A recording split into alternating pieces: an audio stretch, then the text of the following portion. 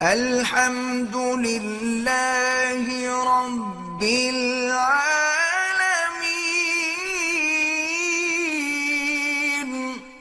وہ اپنے بچوں کے خرچے کے لیے بھی پریشان ہے، اللہ تبارک و تعالیٰ اس کی مدد کرے۔ ویسے ایک اصول ہے کہ چاہے خاوند طلاق دے دے، بچوں کا خرچ تو اس کے ذمہ ہے، اس کو اللہ کا ڈرنا چاہیے، ان کا خرچ دینا چاہیے۔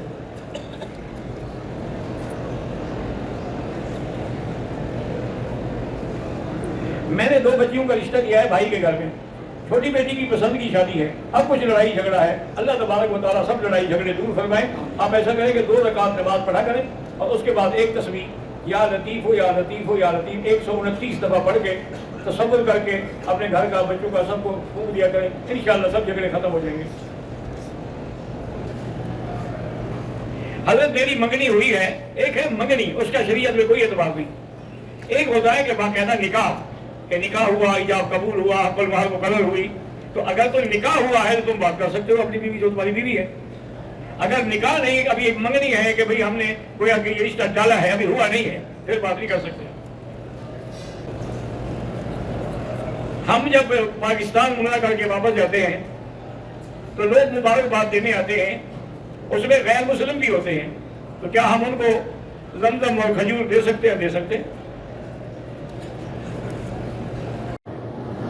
10 محرم کو ماتم کرنا جو ہے بالکل حرام ہے، سیاہ کپڑے پہننا حرام ہے۔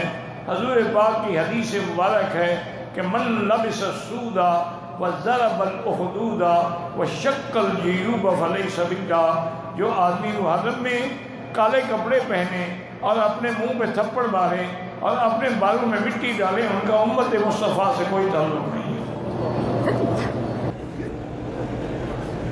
حاجی نصیر احمد کے جزاد بھائی، اللہ ان کے درجات بلند کرے۔ اور ابھی مجھے کسی نے بتایا تھا کہ مینگل صاحب جو ہے مدینہ پاکستان میں بہت بڑے بزرگ بھی ہیں، وہ مجاہد عالم ہے، تو ان کا کوئی ایکسیڈنٹ ہوا ہے اور ان کے کچھ نواسے اور کچھ عزیز زخمی ہوئے ہیں، اللہ ان کو شفاء کاملہ عطا فرمائے اور مینگل صاحب کو اللہ صبر جمیل عطا فرمائے۔ ہم خیبر پختونخوا مالاکنڈ دیہاتی علاقے میں رہتے ہیں، مدرسے کے لیے زمین خریدی ہے، اللہ پاک کامیاب کرے۔ اللہ پاک سے دعا کیا کرو، استغفار پڑھا کرو، سورۃ الواقعہ پڑھا کرو، اللہ برکت دے گا۔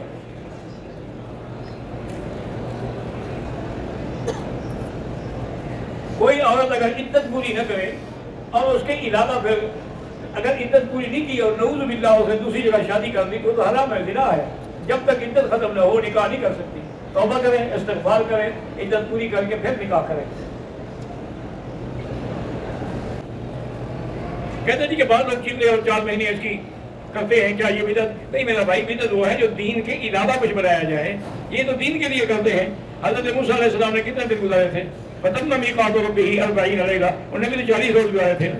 تو یہ بعض علماء انبیاء کی اقتداء کرتے ہوئے اسی چیز کو سامنے رکھتے ہیں، لیکن بہرحال پابندی نہ کریں تو زیادہ اچھی بات ہے۔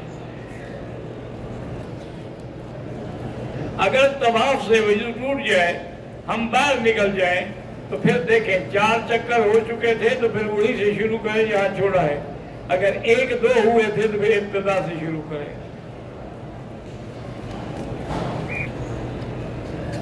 ہمارے ایک ساتھی نے عمرے میں غلطی کی، طواف کر کے سر پہ اس طرح پھیر دیا، صفا مروا نہیں دوڑا، دم پڑ گئی۔ بدعت کی تعریف یہ ہوتی ہے کہ کل محدثۃ بدعہ وکل بدعۃ ضلالہ وفی روایت کل ضلالۃ فی النار۔ اسی طرح حدیث میں آتا ہے کہ من عمل شیئا لیس منہ فہو رد، جو قرآن و حدیث میں صحابہ میں نہ ہو وہ بدعت ہے، رد ہے۔